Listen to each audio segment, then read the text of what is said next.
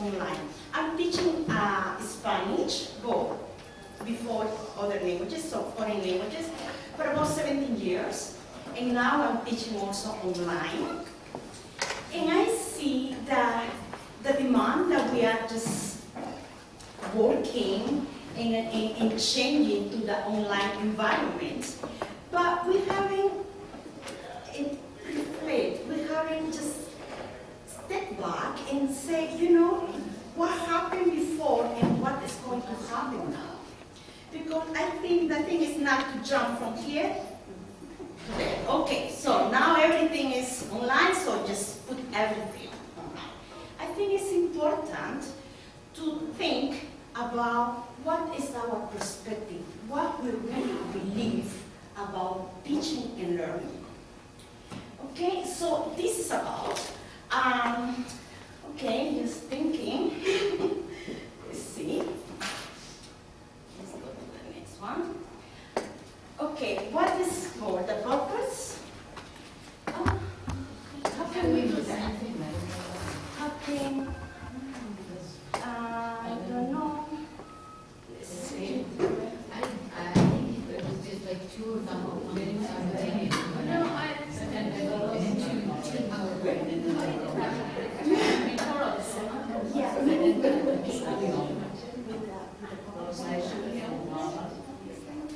You see one and then the background again.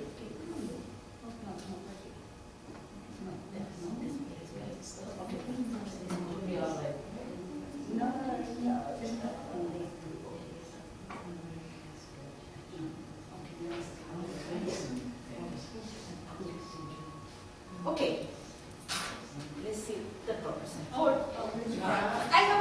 have a question. How many language instructors are here? Language instructors? No one?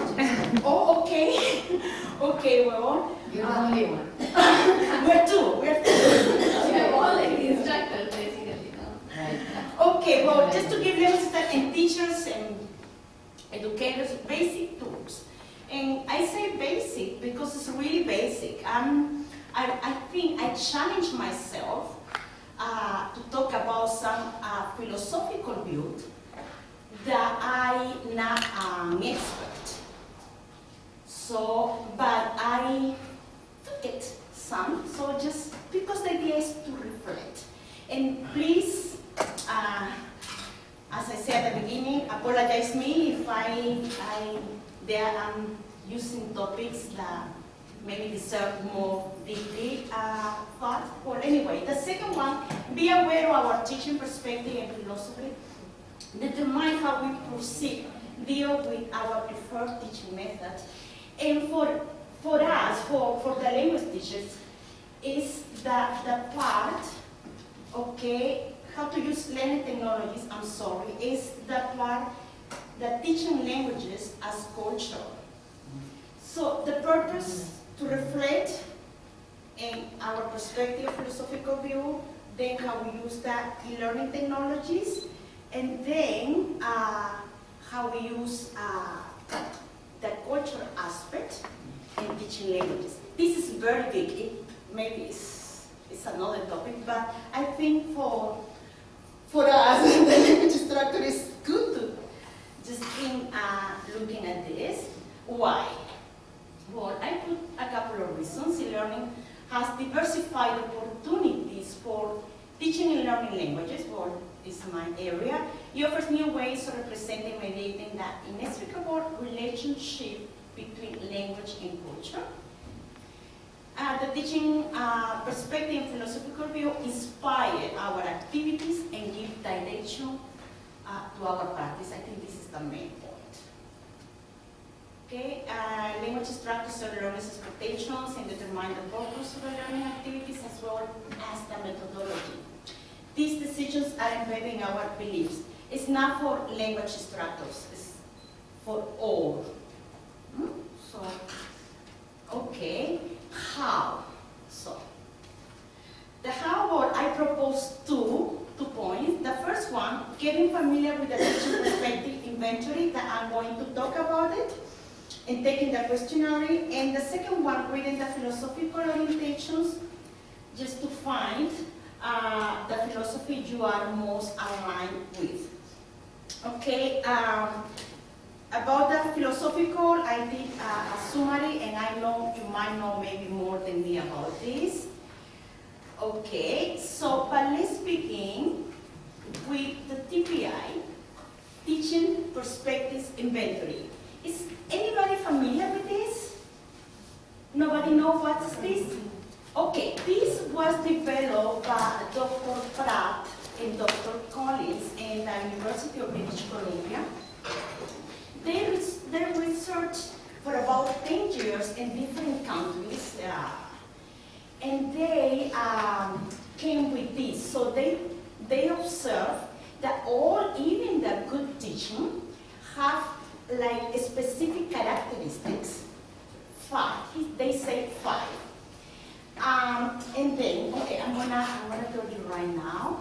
So, to find out this is, you need to answer a questionnaire, okay, that summarize the view. And the 5 perspectives are transmission, developmental, nurturing, humanist, and social reform. Okay, in the 10 years of research they have done, they say that 90% of the people, or about 20,000 instructors, they have research, they use for the research, they have as a dominant 1 or 2. Because when we're gonna go through all of these 5 perspectives, are you gonna say, oh, I have something of this, I have something of this, I have something of this. But in the research, they say we will have only 1 or 2. Okay? So, yeah.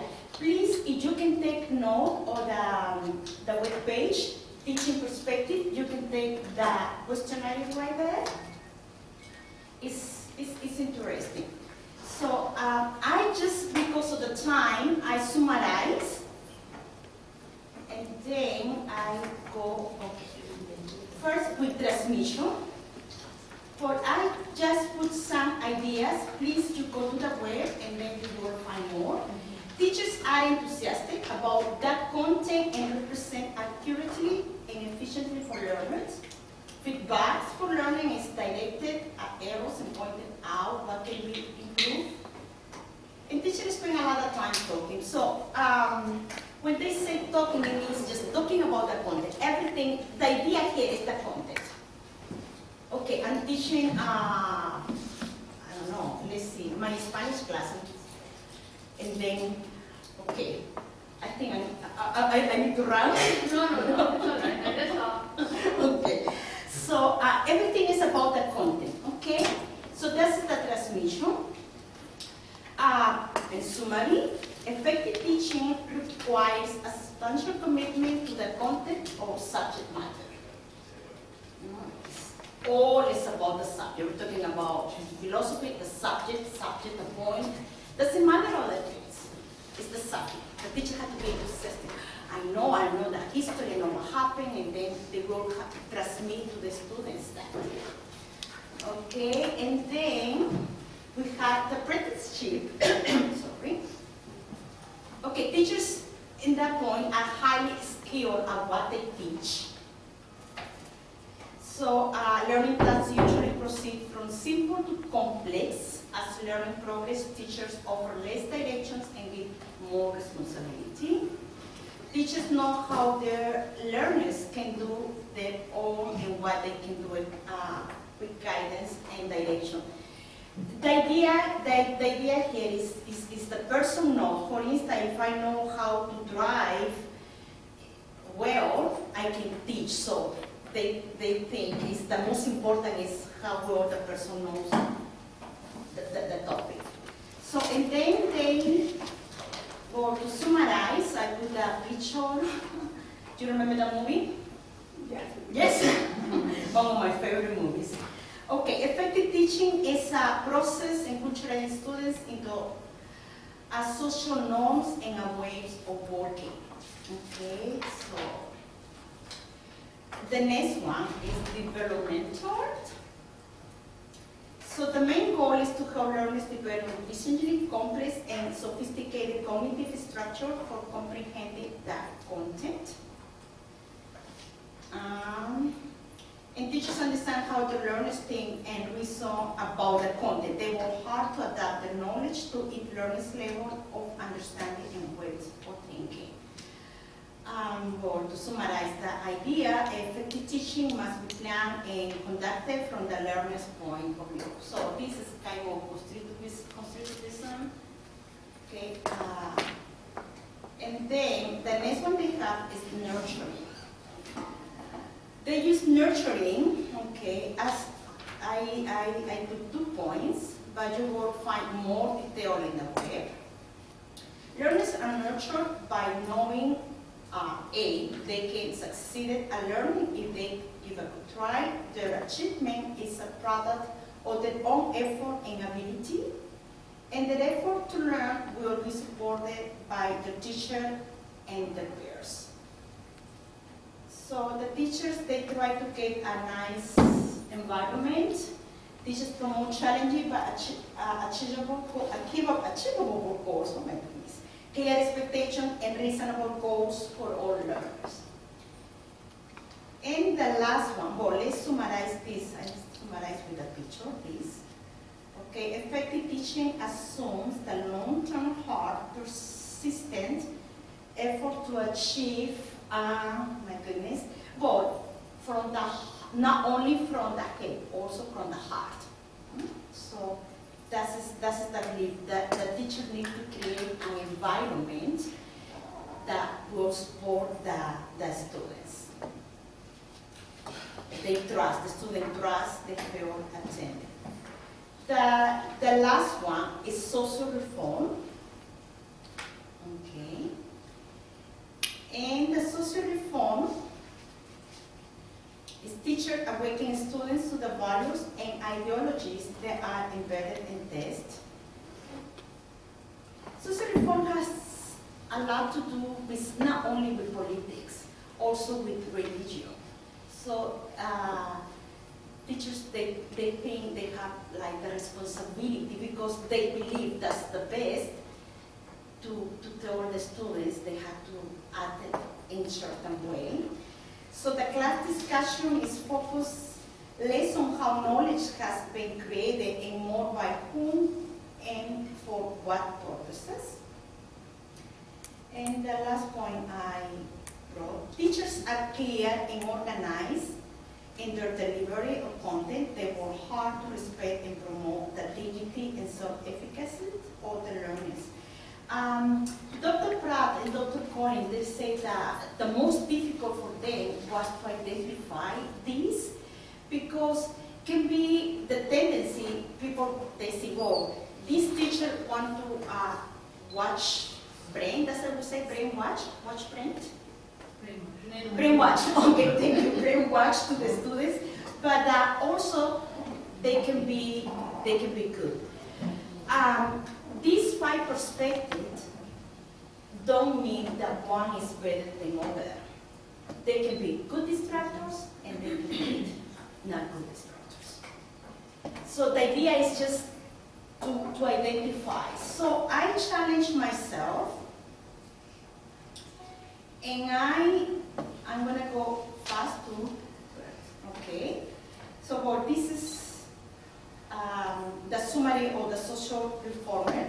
Effective teaching seeks to change society in substantial ways. From this point of view, the object teaching is the collective rather than the individual. Okay, here comes my challenge, the philosophical orientation.